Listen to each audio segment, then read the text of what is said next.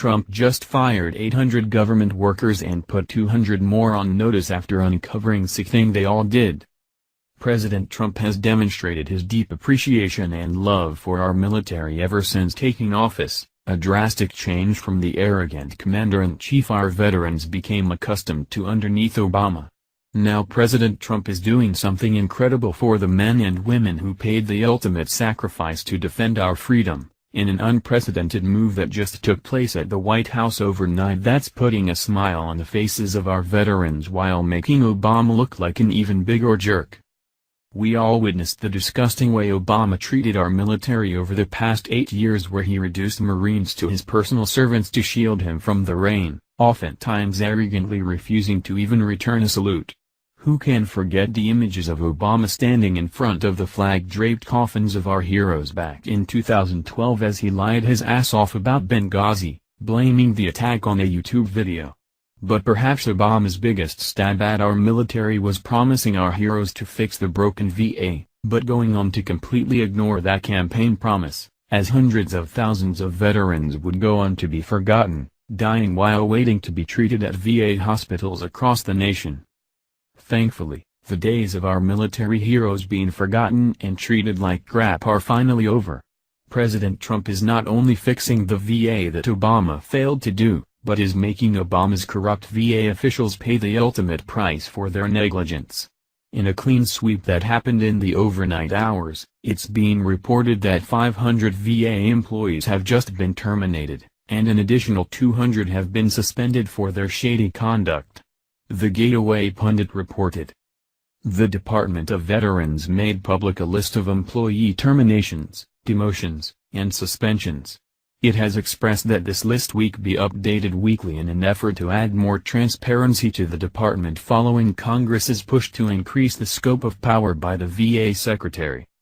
President Trump expressed his frustration with the VA back on the campaign trail, stating that the VA was probably the most incompetently run agency in the United States.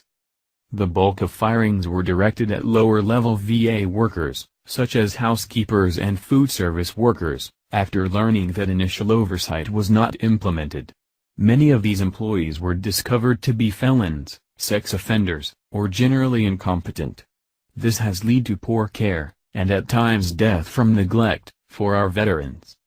VA Secretary David Shulkin said in a written statement that he is doing everything to hold VA employees accountable and will now make the actions of all employees transparent to taxpayers, as they have the right to know what is going on. The Stars and Stripes reports that a list was posted online over the weekend containing the date and type of disciplinary actions for the 800 employees that President Trump is cracking down on. They reported, "Veterans and taxpayers have a right to know what we're doing to hold our employees accountable and make our personnel actions transparent," VA Secretary David Shulkin said in written statement. Posting this information online for all to see, and updating it weekly, will do just that. The list, posted online Friday, contained the occupation, VA region, the date and type of disciplinary action for approximately 800 VA employees disciplined since January 20. For privacy reasons, the VA is not posting employees' names. The initiative is part of the new VA Office of Accountability and Whistleblower Protection that Trump created in April with an executive order. Navy and Air Force veteran Peter O'Rourke is directing the office and advising Shulkin on the discipline of VA managers and employees.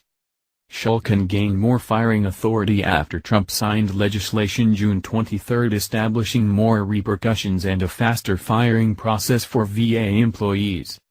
Trump, Shulkin, and many veterans and supporters of the legislation said the new rules would allow the VA to root out poor-performing employees and a perceived culture of corruption in the department. Thank God that our military heroes finally have a commander-in-chief who genuinely cares about them and is doing everything in his power to ensure they receive care after coming home from war battered and broken.